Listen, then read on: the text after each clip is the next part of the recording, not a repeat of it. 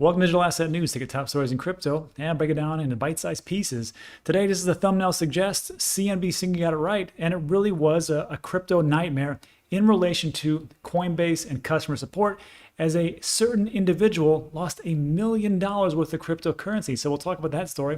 I'll also talk about a new strategy I'm implementing, talk about the reasons for lagging altcoins, and we'll finish up with a little news from the Bank of England, being a little bit bullish on crypto, and also what Kevin O'Leary says as to how we can hit 100K Bitcoin. So we'll go over all those things, but first take a look at the markets. Today is one of those days, it's a pullback, and we've had a pretty magnificent run since the beginning of October. We knew Q4 was going to be pretty good. Hasn't disappointed so far, but for every run up, there has to be a little bit of pullback, and that's what we have right here. So we're at 2.28 trillion, almost 2.3, give or take, a couple hundred billion, whatever. And we've got the daily sentiment right now is 50 over 100. People are there's a little bit of ambivalence because we don't really know where we're going. I feel like we're going to go in a certain direction. I think Q4 is going to be great, and there's a lot of indicators to say where we are going. But you have to realize crypto is pretty volatile, and that's just how it is. And the thing that's odd to me right now is that usually when Bitcoin runs up, then there's a pullback, and then it kind of flows into alts. Well, right now you got Bitcoin in the last 24 hours. It is down 4%. But Ethereum is down. The only one that's up really is Binance Coin. Cardano's down. XRP is down. Solana's up 3% or 5%, which is amazing because it's been kind of tanking the last week or so. And then everything else is pretty much in the red for the last 24 hours. I mean, except for Axie Infinity, never disappoints. 5% for Cosmos, and just everything is just red, red, red. So the question then is, why are these altcoins lagging? So we're gonna take a look at that. But first, let's take a look at what I feel is a pretty good story, and it's a cautionary tale of what not to do. And this came about, this was from CNBC, I think it was Squawk Box, yeah. And what they did is they just said, I'm just gonna play the first section real quick, and then I'll just paraphrase everything. So take a listen to this. It's safe. This was something that Becky was alluding to in the last segment. Customers of Coinbase, the country's largest crypto platform, are angry with the company's customer support, which is supposed to provide help, but it's just led to more frustration. Here's Eamon Javers with a CNBC investigation, Crypto Nightmare. I was kind of like panicked, to tell you the truth. Eric and Molly Richardson say they saved nearly $1.1 million worth of cryptocurrency in a Coinbase account. But then in July, Eric got an alert on his phone. The message said someone had logged onto their account. Eric clicked on the text, logged in, and soon received an email that their two-factor authentication, which verifies security settings, had been changed. Okay, so then it's going to go on for 3 minutes, and they're going to talk about how awful Coinbase customer support is. Look, I'm no fan of Coinbase. It's just the truth. But in this situation, and also, I don't know if you knew this, but they now have a phone line that you can call and say, hey, you know, my account has been hacked. But it's kind of funny because in this video, they actually do that. And the guy calls up and they're like, sorry, I can't help you. Call or just send us an email and we'll get this rectified. He's like, I've already lost $1 million. But anyhow, when you're taking a look at this, in all honesty, it is a nightmare if you have to lose $1 million. But I'm just going to be honest with you right now. That's his fault. And I know that's not very popular. And of course, he's probably not too happy with this situation. But in all honesty, I mean, when somebody, this is the problem. And it's because of education or lack thereof, because this is a whole new asset class. There's a lot of different rules. And that text message that he got where he logged in and they said, oh, you know, it just must be Coinbase. And then he logged in, gave them the credentials, and those hackers took it and they got into his account. I can guarantee that when they did that, he probably didn't have, it says two-factor authentication was changed.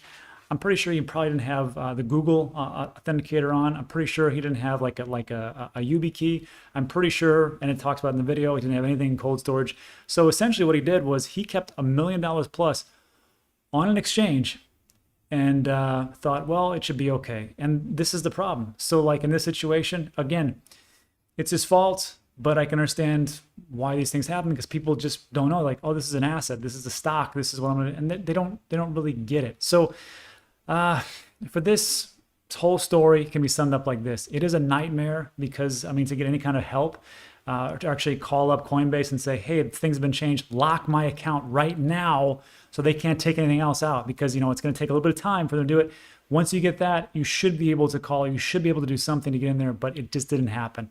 Again, so what do you do? But really what it comes down to is this: you're going to have to have some education, and you're going to have to do your due diligence. So this thing that spins above my head constantly, see that? I don't know how often you've watched me, but if you have not gone to my website, Dan Teaches Crypto, it's 100% free. There is no hidden things like, oh, we're behind this paywall or something like that. 100% free. All you got to do is go to danteachescrypto.com. There's a big orange button. It says start learning. You're going to put in your email and name. This can be your first name. I don't really care. I don't even spam you. I never email anybody unless I add something to the website. You go to the members home.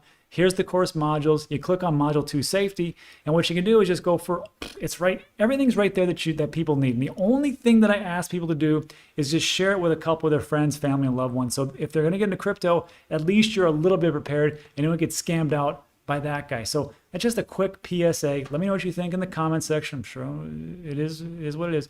And that's all I got for that section. So that is that. Now let's talk about a little strategy action. So I had put this out on Twitter yesterday, and I think we talked about it yesterday in the video, and I talked about how I've been dollar cost averaging and buying dips for the last 4 years. And on these huge dips, I buy pretty aggressively. And over time, I feel like Q4 is the time to just kind of sit back. And yes, there is a dip today. I can pick up some other ones at like a discount and keep going. But in all honesty, I've got some other plans and I need to do some other things. And there's different asset classes that I want to get into. One of those being real estate and property. I need to do some other things in that area just to protect myself and my family. Okay.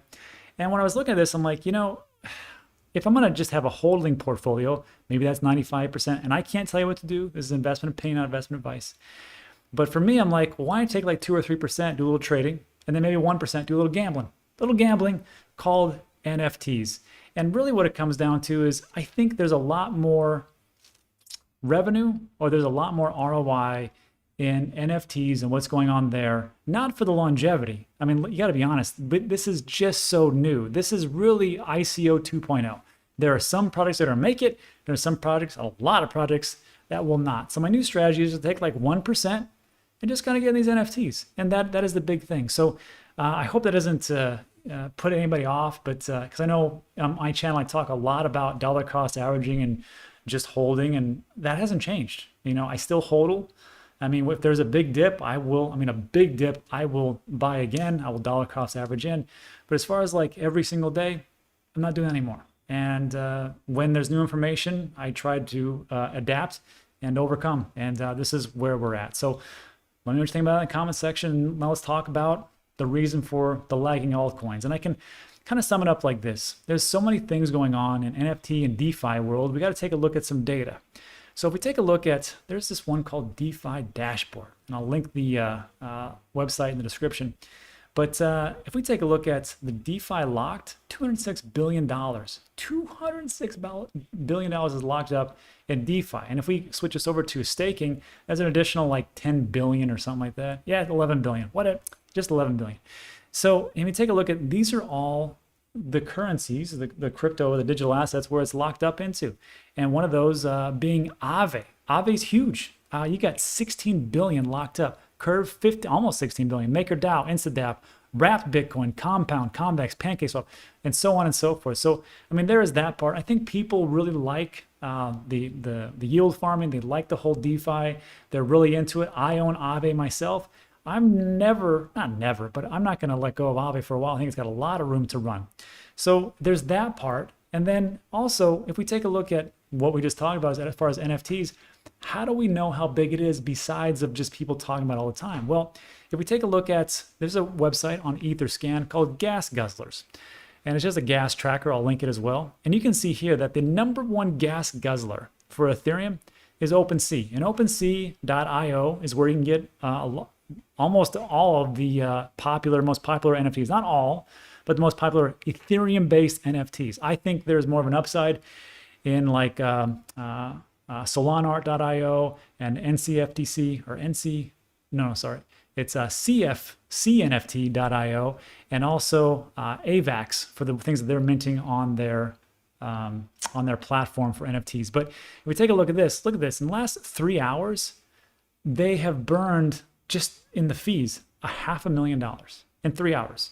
And if we can extrapolate that, the second one is Uniswap. And we know how big that is as far as like swapping and all the gas. So if we can see where everything is headed, the question is then why is there so many lagging altcoins? Well, in all honesty, I think NFTs wasn't really a thing. And now all of a sudden, everybody's putting all of their funds into these NFTs. So I would think actually that Ethereum would go up a little bit more, but the other altcoins wouldn't as much. But I think that's why we've seen a pretty big boost, almost a 4K for Ethereum. And if we take a look back in history, this is my Discord. And I think yesterday when you guys were hearing those like little beeps, those are probably all the notifications that I had on for Discord. If you want to find anything about what's going on in crypto, I thought crypto Twitter had some great information. It's all on Discord. And you just got to get comfortable with it. And here's the ones that I have. And this is one from Platypunks. This is from my guy, Nick Mancini. He was the one that turned me on to this data points actually. And he said this was back in October 5th. Look at the gas guzzling and OpenSea just on October 5th. Today is the 12th, so about a week ago. 13%. Then, of course, Uniswap was number 3. So when we take a look at these, and then here's some other data points. People are talking about how great gaming is and how gaming, NFTs, and everything else. But if we can take it out and go, okay, well, we can break it down between art and collectibles. This is from the block, on-chain analysis versus gaming. In some of these ones, like look in August. I mean, yeah, back here it was gaming, right? Especially right around July or so. But now we see a little bit of a shift. Now it's more the NFT and an NFT craze. In September is pretty halfways, but October, I mean, here we are.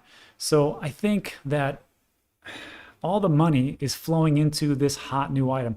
And then the question then is, well, how long is this going to go on, Rob? I can't tell you that. I have no idea. But I can tell you this. We had a great discussion over on Alex Mascioli's channel about what could potentially be the end point for this. And Lucas, really smart guy, he was talking about just a macroeconomic view of what's going on in the landscape as far as finance in general, breaking it down into crypto and breaking it down in NFTs. And what he talks about makes a lot of sense. And he's talking about, look, just like the ICOs were hot, he goes, these things will roll out. Some projects will rise to the top, but a lot are not going to make it. And I think that's why for these situations, it really is what I call a gamble. And that's why I'm just doing a very small amount. Now, don't do what I do. Do your own research, due diligence, all that good stuff. But I see NFTs being around for quite some time. Watched the video yesterday as to why I think that is. And I think the best is yet to come. And like I said, Q4 is going to be fireworks. Don't know which one it's going to be as far as the projects, but I can tell you NFTs are going to be up there. All right, so that concludes that part. And then let's finish up with a little Bank of England, Kevin O'Leary info. So I love these stories. First of all, I'm just gonna paraphrase this whole video. It's about 12 minutes. I like Kevin O'Leary. He's a guy that some people say he's, some people have choice words about Kevin, whatever.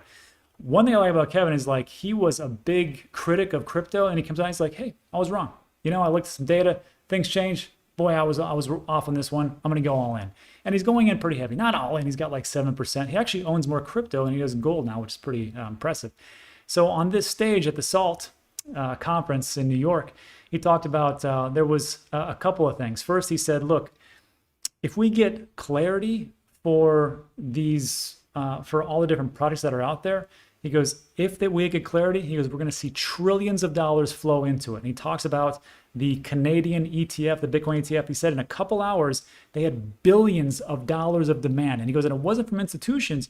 It was from retail investors who were like, oh, I guess this is safe because it's an ETF. It's been approved by the government. So I guess I can get in.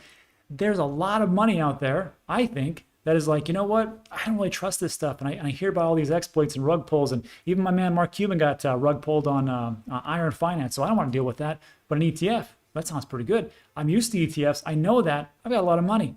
I'm going to get into it. So that was one of the things. And he said, this is what could propel Bitcoin to 100K. That's pretty much the whole thing. And he talks about FOREX traders and how much he despises certain traders. It's kind of funny. I'll link that also in the end. But this right here. I wanted to finish up with this because there is a shifting narrative around what is going on as far as crypto. Stablecoins, not so much, but as far as like crypto, this is interesting. So this was a quick little article, Bank of England, crypto assets pose limited risks. Here's what they said. The Bank of England says that crypto assets pose limited direct risks to the stability of the country's financial system.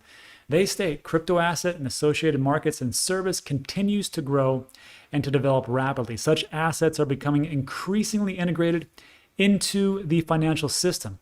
The FPC, that is the Financial Policy Committee, that's right, considers that financial institutions should take a cautious and prudent approach to any adoption of these assets. I find this a shifting narrative because before it was all like, no, we can't get into this. This is a scam. This is all used for illicit activities. We should never be involved in this. To now it's like, you know what, maybe a little a limited endeavor. And then later, I think in a year or so, they're like, you know what, we're on board. We're going to have you guys come in. If you want cryptocurrencies, we can custody it for you just like the Americans are doing in their banks. We'll do it over here. And we all want to be a part of it because they know what's going on. They can take a look with the writing on the wall and go, we don't want to get blockbustered. You can either get beat by them or you can join them. So I think this is a departure from what's going on as far as the banks. They know what's going to happen. And then lastly, I want to say this. This was a great article because it says the IMF, the International Monetary Fund, warned that the rising popularity of crypto posed new challenges to financial stability, saying that could reduce the ability of central banks to effectively implement monetary policy and create financial stability risks. So here's what we have. The IMF comes up and says, we don't like what's going on here. This is bad. We can't really do much with this. So we're going to say it's awful. And the banks are like, all right, we'll be on board with that because, you know, we're kind of in cahoots together. And now they're like, wait a second. Everybody wants this stuff. And if we don't get on board, they're just going to leave us behind. Do they really even need banks? In all honesty, I'm just waiting for the first exchange to give me a debit card. Maybe I should go to crypto.com because then my bank is done. I don't need a bank. I can just pay for everything in my debit. As long as they have ACH, I can pay my bills. I'm good to go. So in this situation, IMF, central banks, they're separating. We'll see what the fight is at the CBDC. And that is it. So look, I know. A lot of information today. If you made it this far, I want to say thanks for sticking with me. I really appreciate it. If you like these types of videos, go ahead and give it a thumbs up, give it a like. Consider subscribing. Everything we talk about is time sensitive every single day. But that is it for this one. So thanks so much. I appreciate it. And I'll see you on the next one.